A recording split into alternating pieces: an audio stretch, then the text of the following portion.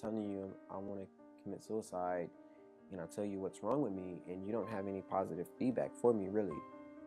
The one time I thought about it was just putting the barrel and clearing out the brain. I drove my car into a wall. I remember that much about it. I said, I'll let God decide. And I pulled the trigger. The third attempt, I was in the VA. I was there to get help, and I drove my wheelchair in the middle of a very busy road. You're not a good soldier. You're not a strong man. You're weak. There's nowhere we can put you. And come back next week. Well, that come back next week. You don't come back next week. I need help now. Good evening and thanks for joining us. I'm Mark Wright along with King 5 reporter Taylor Mirfendereski.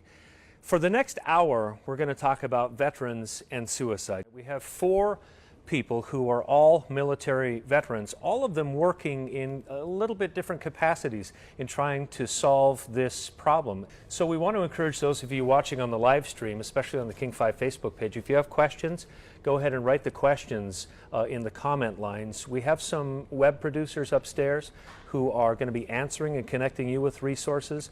We're also going to be taking some of those questions and addressing them right here. I grabbed my M16 and pulled it to my stomach here and pulled the trigger.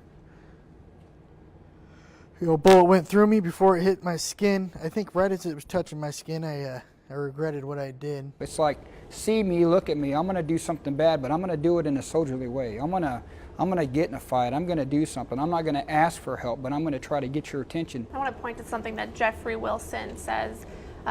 He says it's so hard to move from the armed forces to civilian life. While I was in Brotherhood, what I experienced could not be replaced in the civilian world.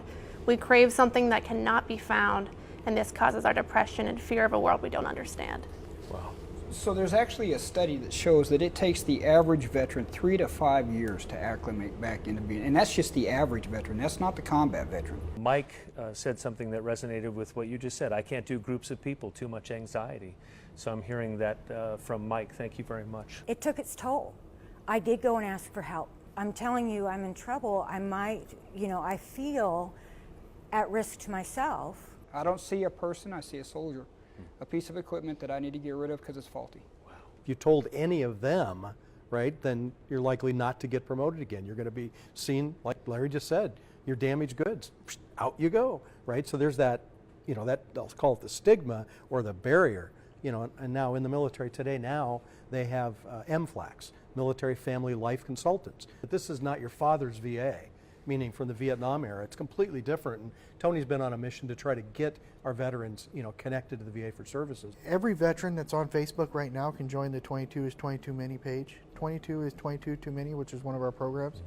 There's over 8,500 veterans on it nationwide. They can connect, they can talk about what they're dealing with, all the way up from being suicidal all the way to whatever benefits you need to get connected with. We've got to be able to get the family some services as well. So it's not just the vet. So I'd ask our veterans to consider their family and get them connected. There are resources on king5.com that we will share with you, and I know our social media editors are going through and they will be sharing some resources. You deserve our honor. You fought for us, you protected our freedoms. And I know we can solve this problem if we connect, if we care, and if we just look for the opportunity and see the problem for what it is.